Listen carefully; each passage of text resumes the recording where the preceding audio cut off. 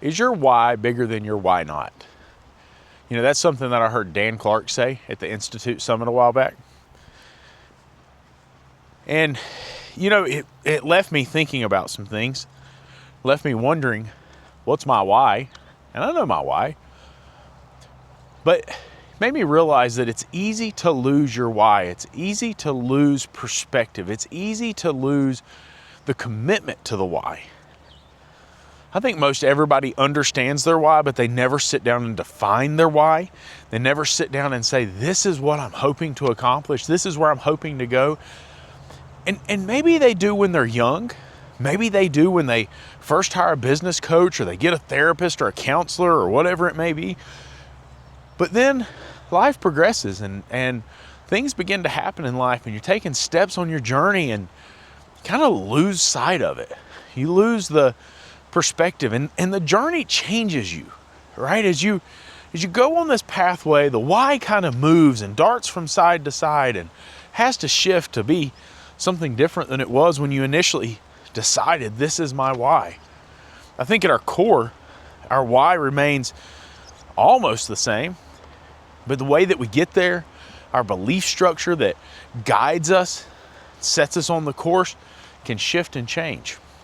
I'm walking down by the creek next to the shop right now, and after that storm, the whole creek shifted. I mean, I'm talking about 20, 30, 40, 50, 100 feet in some places. Creek's in a completely different place. It looks completely differently. And so just like that, the storms in our life will shift us. It will move us to a different place. A lot of my friends have been through divorces and hard relationship problems over the past couple of years. A lot of my friends have been through health and sickness issues, and it's moved them. It's changed their course. It's changed who they are as human beings. I know we love to believe that, no, this is who I am. I'm consistent. This is what I'm going to be, and this is how I'm going to be it. But when life moves you and it changes your course, it puts you in a different place. It puts you up against the wall. It challenges you in a way that you did not think you were capable of handling. You know, I'm going to tell you, look, I'm not afraid to tell you this.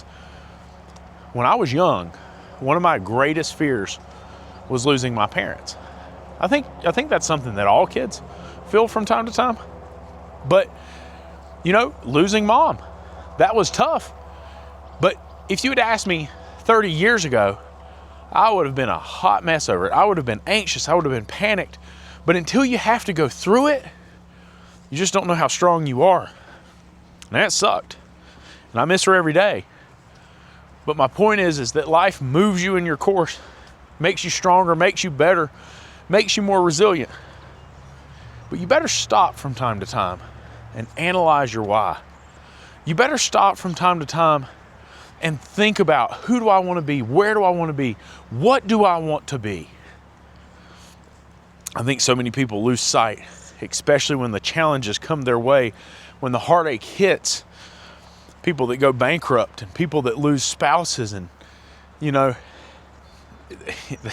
they continue to march on like nothing ever happened. Sure, it's rough for a little bit. So I don't think that the things that we all fear is what knocks us completely out of the game.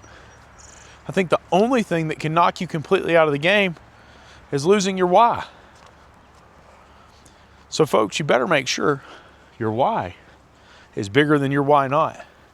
So if you don't, you'll find yourself at home on the couch, whining and crying and writhing in a pit of despair, as opposed to getting your ass up and doing something with your life. Y'all have a good one.